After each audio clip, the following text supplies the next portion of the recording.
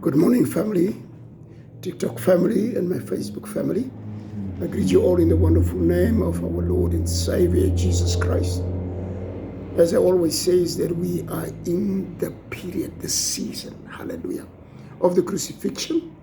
And we are looking forward to a mighty, mighty, mighty service starting Wednesday evening before Easter weekend, and we're going to end off the 20th, that's Sunday evening.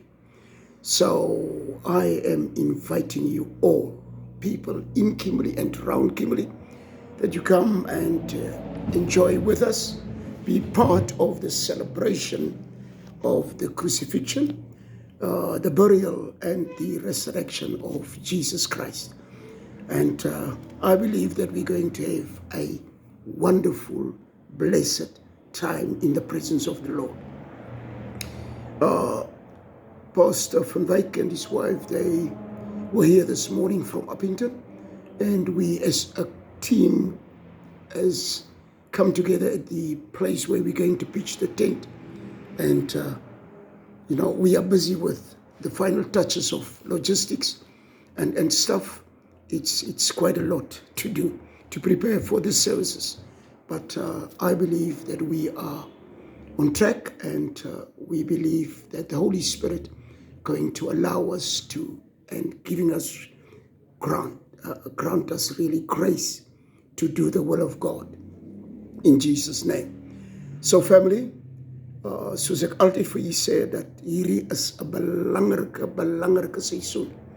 Dit is die tyd wat Jesus hom voorberei om hierdie onskatbare prys vir ons te betaal.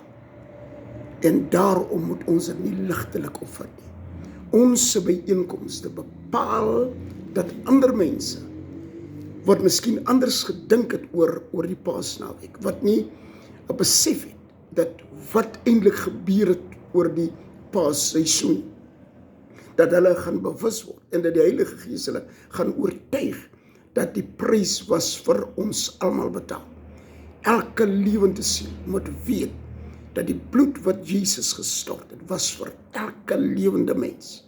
En so het ons almal dan 'n gelyke geleentheid gekry, an equal opportunity, an equal chance to repent ourselves, so that we can, hallelujah, come to terms with God, our Father, our Creator, that we can, hallelujah, become citizens of His kingdom. Praise the name of Jesus, through true repentance. Praise God.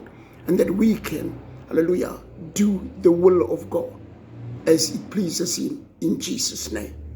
Daarom sal ek nie ophou om u te vertel van u waarde nie. Toe hy gesê het, kom laat ons mense maak, volgens ons beeld en ons gelykenis, het hy dit bedoel vir almal. Nou daardie gelykenis en beeld is nie van ons gestroop nie. Ons het afvallig geword daarvan. Tuin van Eden, die sonde wat gepleeg was daar, het gemaak dat almal in sonde gebore het, en dit ontbreek ons aan die heerlikheid van God. Om daardie heerlikheid te herwin, beteken dat ons moet ons bekeer tot die Here. Ons moet ons bekeer tot die Here, waarlik bekeer. En dan sal ons daardie heerlikheid weer van God kan word. In Jesus' naam. En sodoende dan ook burgers word van die koninkryk van die Here. En ek nooi almal uit. Ek moedig almal aan. En ek sal nie ophou om te preek en u te vertel van die waarde, en dat u 'n potentiële koninkryksburger is. Al wat u moet doen, sleutel is ware bekering. Laat die Here toe, sodat u met hom versoen kan word. Reconciliation with your Creator.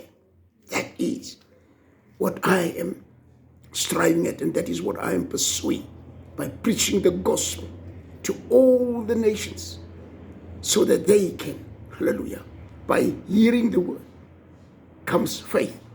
The Holy Spirit going to convict you, hallelujah, and then you're going to act according to the conviction of the Holy Spirit. Laat die dag geseën wees in Jesus' naam, en laat ons gereed kry. Ek sien ernstig uit na die Paasnaweek. En as ek klaar is met die Paasnaweek, dan wag daar weer 'n ander opdrag vir my.